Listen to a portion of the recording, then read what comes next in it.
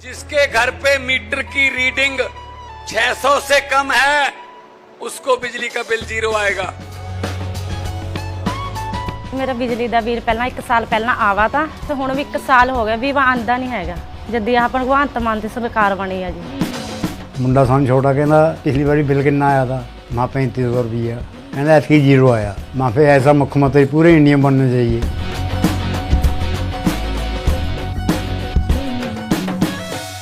नमस्कार, दिन भर की बड़ी खबरों में आपका स्वागत है। मैं हूं आपके साथ आराधना। आज इस बुलेटिन में बात होगी दिल्ली विधानसभा चुनाव के प्रचार की, अगले चुनाव आयुक्त की नियुक्ति की, देखेंगे संसद के बजट सत्र के पहले कब होगी सर्वदलीय बैठक, शरीयत कानून पर सुप्रीम कोर्ट ने क्यों केंद्र को भेजा नोटिस, जानेंगे बिहार में चुनाव से पहले जेडीयू को लगे बड़े झटके को, और बुलेटिन के आखिर में देखेंगे पीएम मोदी के अमेरिका दौरे पर ट्रंप की शर्तों को।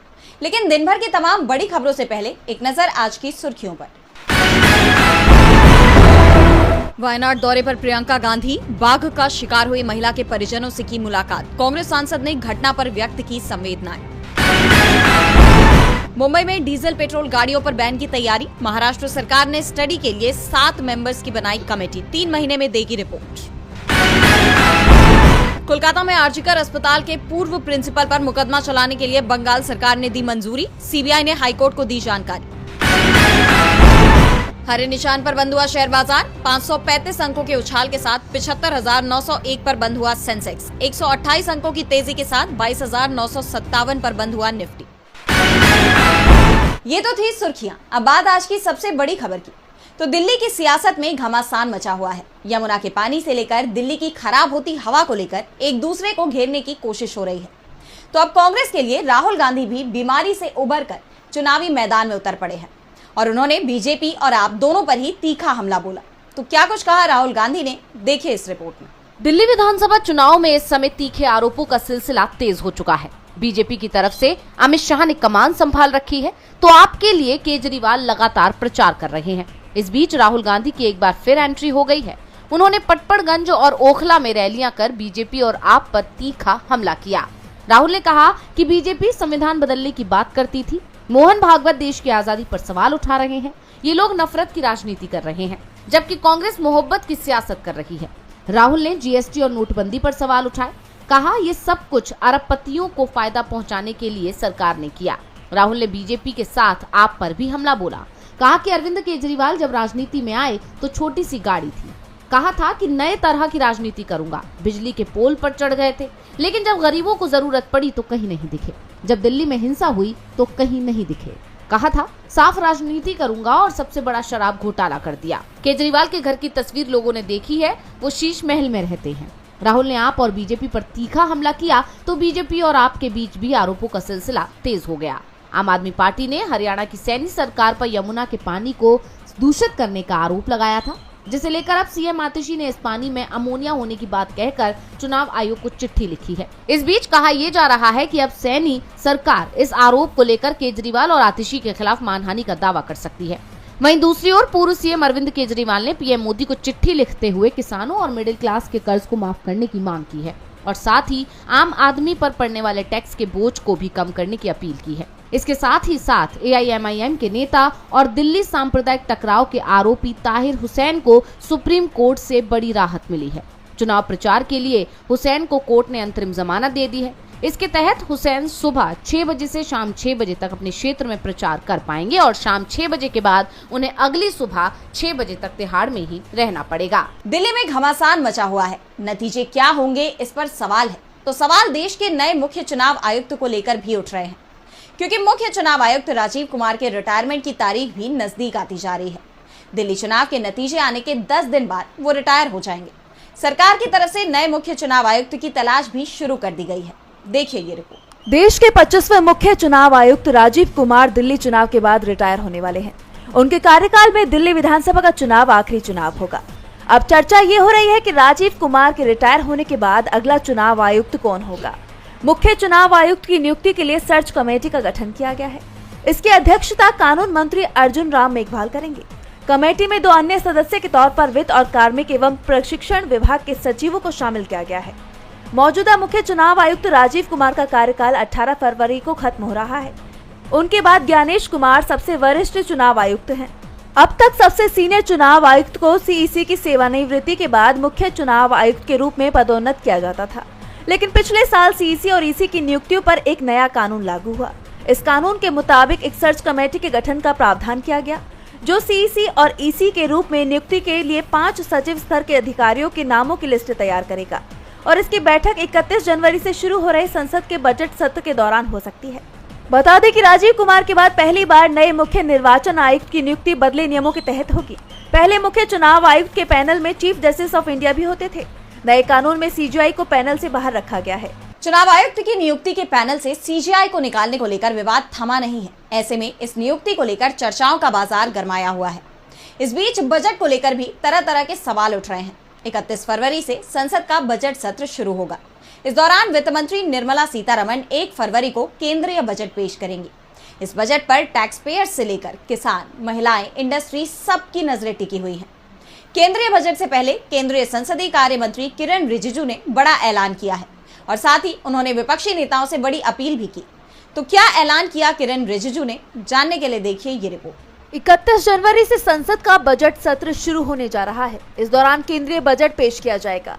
इससे पहले केंद्रीय संसदीय कार्य मंत्री किरेन रिजिजू ने बड़ा ऐलान किया है। उन्होंने बताया कि सरकार ने 30 जनवरी को सर्वदलीय बैठक बुलाई है। इसके साथ ही उन्होंने आगामी सत्र के दौरान सदन में सुचारू चर्चा करने के लिए विपक्षी नेताओं से सहयोग करने की अपील की। उन्होंने आगे कहा कि पिछले 2 सत्रों में संसद में कुछ हंगामा हुआ, जिससे हमारी संसद की छवि खराब हुई। मैं विपक्षी नेताओं और अन्य सांसदों से अपील करना चाहता हूँ कि वो सत्र के दौरान संसद में चर्चा में हिस्सा लें और चर्चा करें। अगर विपक्ष संसद को चलने दे तो चर्चा आसानी से हो सकती है। रिजिजू के बयान से ये साफ हो रहा है कि बजट सत्र को शांतिपूर्ण तरीके से चलाने की जिम्मेदारी सरकार लेने को तैयार नहीं है। इसकी पूरी जिम्मेदारी उन्होंने विपक्ष पर ही डाल दी है। ऐसे में सभी की नजरें बजट सत्र में उठने वाले मुद्दों के साथ ही वित्त मंत्री निर्मला सीतारमण पर भी होगी, जो लगातार अपना 8वां बजट पेश करेंगी। बजट में नौकरी पेशा से लेकर स्टार्टअप कंपनियों और कारोबारियों और किसानों के लिए कई महत्वपूर्ण घोषणाएं हो सकती हैं। ऐसे में सभी की निगाहें केंद्रीय बजट पर टिकी हुई हैं। अब इस बार का बजट जनता के लिए क्या कुछ लेकर आएगा, सबके मन में यही सवाल है। इस बीच सुप्रीम कोर्ट ने मोदी सरकार से जवाब मांग लिया है। उत्तराधिकार के लिए मुस्लिम पर्सनल लॉ न मानने वाली महिला की याचिका पर सुप्रीम कोर्ट ने मोदी सरकार को नोटिस जारी किया है।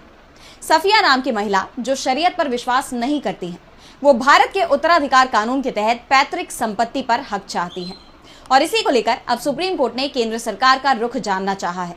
तो क्या है पूरी खबर, जानने के लिए देखिए ये रिपोर्ट। सुप्रीम कोर्ट ने केंद्र सरकार से उत्तराधिकार के लिए शरीयत कानून यानी मुस्लिम पर्सनल लॉ को न मानने वाली महिला की याचिका पर जवाब मांगा है। महिला का कहना है कि वो नास्तिक है और इसलिए शरीयत में विश्वास नहीं रखती। सुप्रीम कोर्ट का मानना है कि ये आस्था के खिलाफ हो सकता है। इस वजह से कोर्ट ने केंद्र सरकार से उसका रुख पूछा है।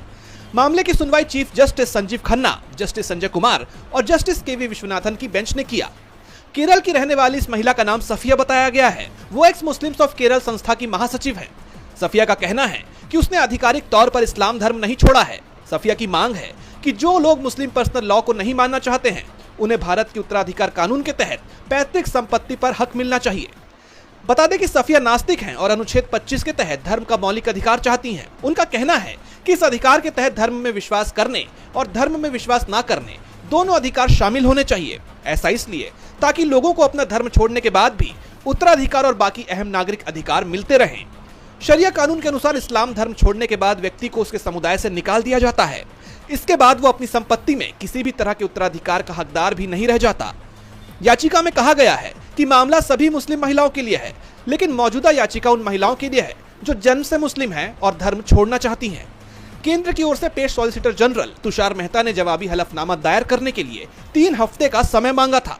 इस पर बेंच ने 4 हफ्ते का समय देते हुए मामले की सुनवाई 5 मई से शुरू होने वाले सप्ताह में होने की बात कही है। शरीयत और उत्तराधिकार के अधिकार के बीच गुत्थी उलझ गई है, तो बिहार में भी गहमा गहमी देखी जा रही है। सभी राजनीतिक दल एक दूसरे पर हमलावर हैं। इस बीच नेताओं के दल बदलने का सिलसिला भी शुरू हो गया है। वैसे तो बिहार के मुख्यमंत्री नीतीश कुमार के पलटी मारने की चर्चाएं तेज हैं, लेकिन इस बार उन्हें ही झटका लग गया है। नीतीश कुमार की पार्टी के दिग्गज नेताओं ने उनका साथ छोड़ दिया है। तो चुनाव से पहले ही जेडीयू को किसने दिया झटका, जानने के लिए देखिए ये रिपोर्ट। बिहार में विधानसभा चुनाव को लेकर सियासत गरमाई हुई है। एनडीए गठबंधन में फूट की चर्चाओं के बीच जेडीयू को बड़ा झटका लगा है। जेडीयू के 2 दिग्गज नेताओं ने कांग्रेस की सदस्यता ले ली है। इनमें पहला नाम है भागीरथ मांझी का, जो दशरथ मांझी के बेटे हैं। वही दशरथ मांझी जिन्हें माउंटेन मैन के नाम से भी जाना जाता है। भागीरथ मांझी 2024 लोकसभा चुनाव से पहले जेडीयू में शामिल हुए थे और 1 साल के अंदर ही जेडीयू से उनका मोह भंग हो गया और अब उन्होंने कांग्रेस पर विश्वास जताया है। भागीरथ मांझी 18 जनवरी को पटना में राहुल गांधी के कार्यक्रम में भी शामिल हुए थे। वहीं दूसरा नाम अली अनवर का है। अली अनवर फिलहाल ऑल इंडिया पसमानदा मुस्लिम समाज के अध्यक्ष हैं। वो जेडीयू से 2 बार राज्यसभा सांसद रह चुके हैं। खास बात यह है कि 2017 में जेडीयू के बीजेपी के साथ दोबारा सरकार बनाने का अली अनवर ने विरोध जताया था। ऐसे में कहा यह भी जा रहा है कि अब जब बिहार में चुनाव नजदीक है तो पार्टी नेता नहीं चाहते हैं कि इस बार भी जेडीयू बीजेपी के साथ चुनाव लड़े और इस असहमति के बीच इन नेताओं ने नीतीश का साथ छोड़ दिया है। दिल्ली में मिलान समारोह के दौरान कांग्रेस प्रवक्ता पवन खेड़ा और पार्टी के बिहार के प्रदेश अध्यक्ष अखिलेश प्रसाद सिंह की मौजूदगी में दोनों नेताओं ने पार्टी ज्वाइन की। इसकी जानकारी देते हुए कांग्रेस ने ट्वीट किया कि आज कांग्रेस की विचारधारा से प्रभावित होकर विभिन्न क्षेत्रों से जुड़े महत्वपूर्ण लोगों ने कांग्रेस की सदस्यता ग्रहण की। वहीं चुनाव से पहले इन नेताओं का पार्टी छोड़ना नीतीश कुमार के लिए बड़े झटके के रूप में देखा जा रहा है। एक तरफ जहां कांग्रेस बिहार विधानसभा चुनाव में स्वर्ण के साथ अल्पसंख्यक और दलित वोट बैंक साधने की तैयारी में है, इसी को देखते हुए दोनों को पार्टी की सदस्यता ग्रहण कराई जा रही है। वहीं नीतीश के हाथ से पार्टी के नेता ही खिसकते जा रहे हैं। अब बिहार में हुए इस सियासी उलटफेर का आगामी चुनावों पर क्या असर पड़ता है, ये आने वाले वक्त में साफ हो जाएगा। बिहार में चुनाव से पहले नीतीश कुमार को उनकी ही पार्टी के नेताओं ने झटका दे दिया, तो महाराष्ट्र में भी ऐसा ही कुछ नजारा दिखाई दे रहा है। महाराष्ट्र के पूर्व मुख्यमंत्री और शिवसेना प्रमुख एकनाथ शिंदे विधानसभा चुनाव के बाद से लगातार सुर्खियों में हैं। कभी वो अपनी सरकार पर दबाव बनाते दिखते हैं तो कभी गठबंधन पर दबाव बनाते दिखते हैं, लेकिन अब वो अपनी पार्टी पर ही नए तरीके से दबाव बनाते हुए नजर आ रहे हैं। दरअसल इस बार शिंदे की पार्टी ने संगठनात्मक पदों के लिए एक बिल्कुल नया और अनोखा फॉर्मूला अपनाया है और वो है इंटरव्यू। तो क्या है पूरी खबर, आइए देखते हैं इस रिपोर्ट में। शिवसेना शिंदे गुट ने मुंबई नगर निगम चुनावों से पहले अपनी कार्यकारिणी को पुनर्गठित करने के लिए तैयारियां शुरू कर दी हैं।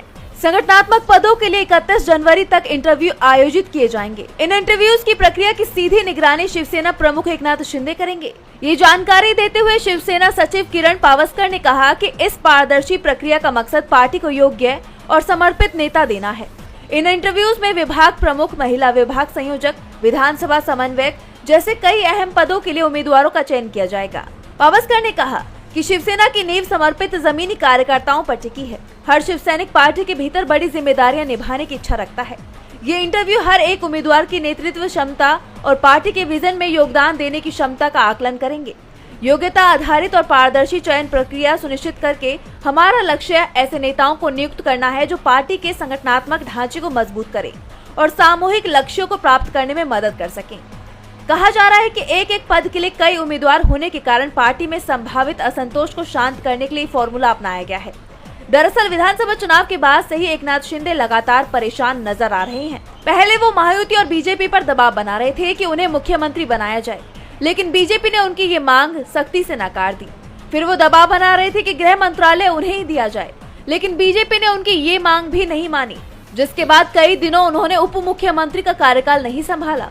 अब चुनाव के बाद जिस तरह से उद्धव ठाकरे की शिवसेना एकनाथ शिंदे पर हमलावर है, तो वो अब अपने पार्टी कार्यकर्ताओं पर ही दबाव बनाते नजर आ रहे हैं, क्योंकि बीएमसी के चुनाव में एकनाथ शिंदे का सीधा मुकाबला उद्धव ठाकरे की शिवसेना से होगा और शिंदे के सामने अस्तित्व का संकट है। तो अब सवाल ये है कि क्या ये फॉर्मूला शिवसेना को मुंबई नगर निगम चुनाव में जीत दिला पाएगा। और बुलेटिन के आखिर में देखेंगे पीएम मोदी के अमेरिका दौरे पर ट्रंप की शर्तों को। अमेरिका के राष्ट्रपति डोनाल्ड ट्रंप के सत्ता में आते ही भारत अमेरिका के रिश्तों में दूरियों की खबरें सामने आ रही थी। इस बीच अब पीएम मोदी ने ट्रंप से फोन पर बात की, जिसके बाद मोदी के अमेरिका जाने की बात सामने आ रही है। लेकिन व्हाइट हाउस से जारी बयान ने मोदी के इस दौरे को सवालों के घेरे में ला दिया है। तो क्या है पूरा मामला, जानने के लिए देखिए ये रिपोर्ट। अमेरिका में जब से डोनाल्ड ट्रंप ने सत्ता में वापसी की है, तब से ही भारत अमेरिका के संबंधों को लेकर कई तरह के सवाल उठ रहे हैं। खासकर जब पीएम मोदी उनके शपथ ग्रहण समारोह में शामिल नहीं हुए, तब से ये चर्चाएं और तेज हो गई। इस बीच अब प्रधानमंत्री मोदी ने डोनाल्ड ट्रंप को फोन मिलाया। उन्होंने ट्रंप को बधाई देने के साथ ही कई अहम मुद्दों पर भी चर्चा की। इस बातचीत की जानकारी पीएम मोदी और डोनाल्ड ट्रंप दोनों ने ही दी है।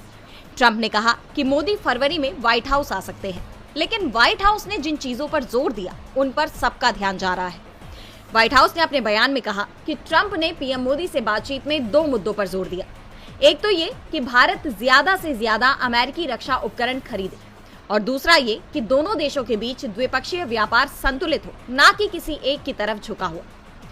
दरअसल ट्रंप अक्सर ही भारत को टैरिफ किंग कहते हैं और सत्ता संभालते ही उन्होंने इस बात पर जोर दिया कि वो उन सभी देशों पर टैरिफ लगाएंगे जो अमेरिका को नुकसान पहुंचाने की कोशिश करेंगे। उन्होंने भारत, चीन, ब्राजील जैसे देशों का नाम लेकर दावा किया था कि ये देश जबरदस्त टैरिफ निर्माता है। उनका कहना है कि भारत अमेरिका में ज्यादा कीमत के सामान बेचता है और कम खरीदता है। लेकिन अब कहा यह जा रहा है कि ट्रंप ने मोदी को अमेरिका तो बुला लिया, लेकिन इस पर शर्तें भी लगा दी। वहीं अवैध प्रवासियों के मुद्दे पर भी अमेरिकी राष्ट्रपति ट्रंप ने कहा कि जब अमेरिका अवैध रूप से रह रहे भारतीयों को उनके देश वापस भेजेगा तो मोदी सही फैसला लेंगे। उनके इस बयान को भारत पर दबाव बनाने की कोशिश के तौर पर देखा जा रहा है, क्योंकि अवैध प्रवासियों पर अपनी नीतियों को लेकर ट्रंप का रुख साफ है। इस पर कोलंबिया और मेक्सिको ने जिस तरह से विरोध जताया, ऐसे में दावा किया जा रहा है कि कहीं हिंदुस्तान भी ऐसा ही रुख न अपना ले और इसीलिए ट्रंप ने पहले ही पीएम मोदी को संदेश दे दिया है। अब ऐसे में आने वाले वक्त में अमेरिका के साथ भारत के संबंध कैसे होंगे, इस पर सबकी नजरें बनी हुई हैं। तो आज इस बुलेटिन में इतना ही। आप देखते रहिए डीबी लाइव। नमस्कार।